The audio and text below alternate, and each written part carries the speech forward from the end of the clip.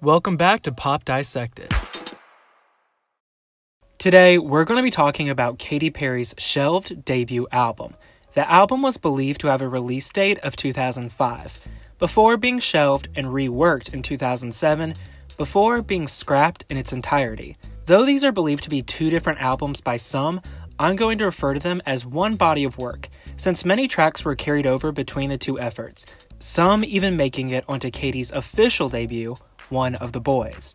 The album is mentioned in her 2012 documentary, Katy Perry Part of Me 3D. However, all of the specifics are still rather murky, so please be aware that most of the information in this video could still be up for speculation. Given the primary development period for this album was around 2005 until 2007, concrete details have likely been lost since the album eventually morphed into One of the Boys.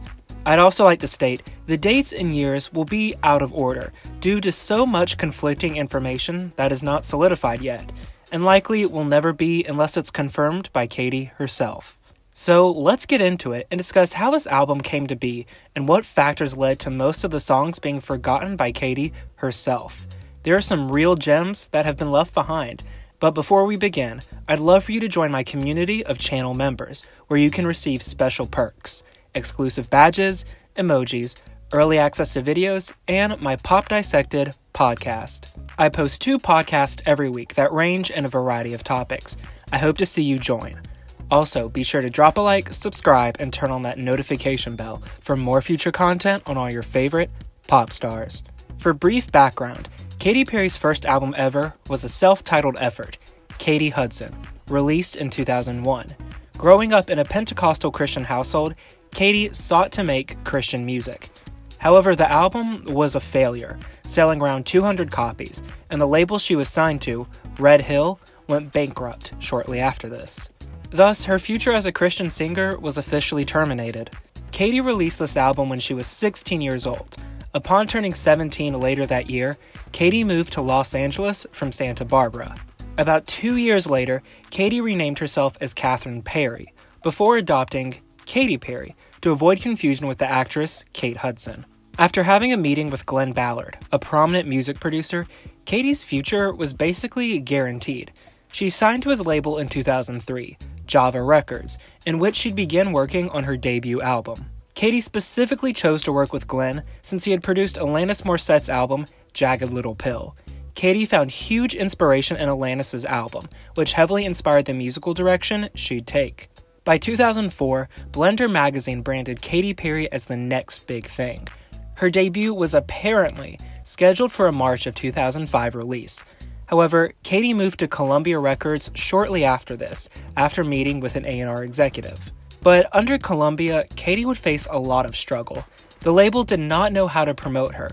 Though Katy was seen as an Avril Lavigne meets Alanis Morissette, Columbia was really pushing for Katy to be just like Avril, who at the time had just released Let Go and Under My Skin. So with this, Katy's debut was now set for release of late summer of 2006. However, conflicting statements say the album was set for a summer of 2007 release date. As said in the start of the video, the specific details are hazy and opposing. Katy Perry was really pushed by Chris Anacute and Angelica Cobb, may she rest in peace, who both worked at Columbia Records during the time. They both believed in her stardom and vision.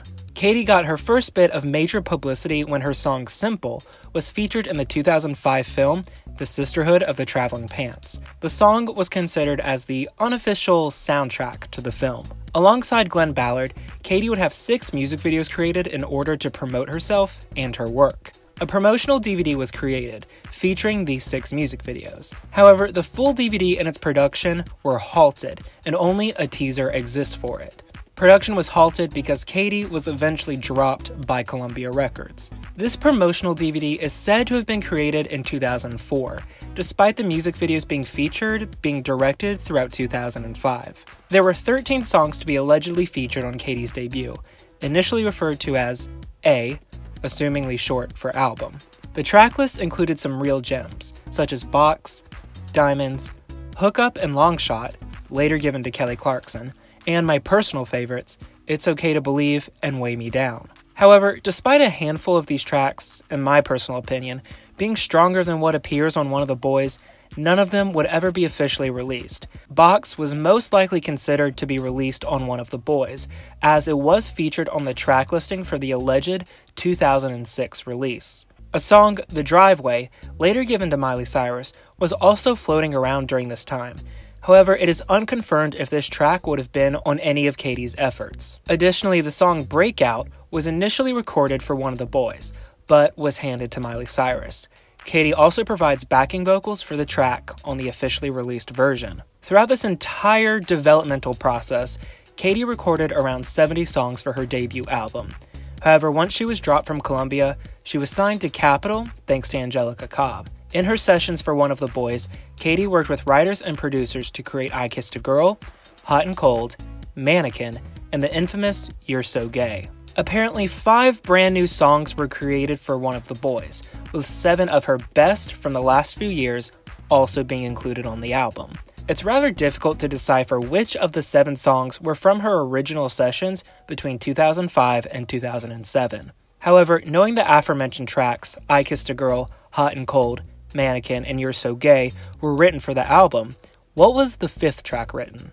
I couldn't find anything to specify which tracks were written when, but the track, One of the Boys, allegedly would have appeared on her album when it was scheduled for its 2007 release. Fingerprints, Self-Inflicted, and Thinking of You also apparently were planned to appear on this release as well. The bonus tracks off the One of the Boys album, A Cup of Coffee and I Think I'm Ready, were also planned for the 2007 release, so those are out of the running. No tracks off the March 2005 release ever appeared on One of the Boys.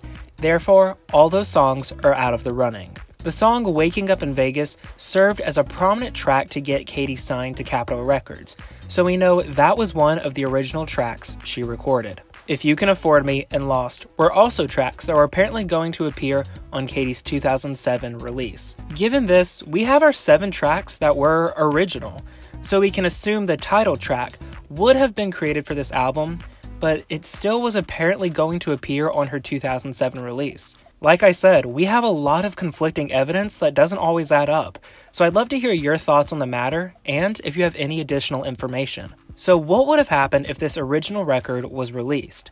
How different would have Katy's career been?